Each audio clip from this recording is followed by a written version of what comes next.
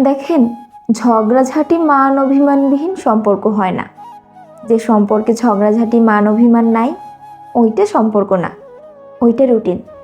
রুটিনের সাথে সম্পর্ককে গুলিয়ে ফেলবেন না। একটি সম্পর্ক সবচেয়ে বেশি জাস্টিফাই হওয়ার সুযোগ পায় মূলত ওই সম্পর্কের সবচেয়ে বেশি বাজে সময়ে। সারাদিন ভালোবাসি বলতে বলতে হুট করে বাঁকা কথা বলার পরেও যদি দেখেন আপনার জন্য মানুষটার অনুভূতি বিন্দুমাত্র বদলায়নি, তবে সেই মানুষটা আপনার। আপনি যাকে ভালোবাসেন সে আপনার সব ভালো দিকের সাথে আপনার সব খারাপ দিকও মেনে নিতে পারে কি না সেটা যাচাই করার দরকার আছে।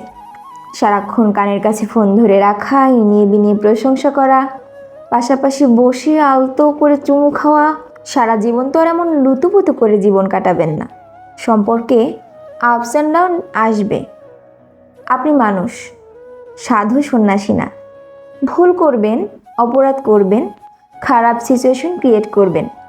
জীবনের সকল খারাপ সিচুয়েশনেও যদি দেখেন মানুষটা হাসি মুখে আপনার সাথে থেকে যাচ্ছে, তাহলে আপনাকে কংগ্রাচুলেশনস, আপনি যোগ্য মানুষটার হাত ধরেছেন।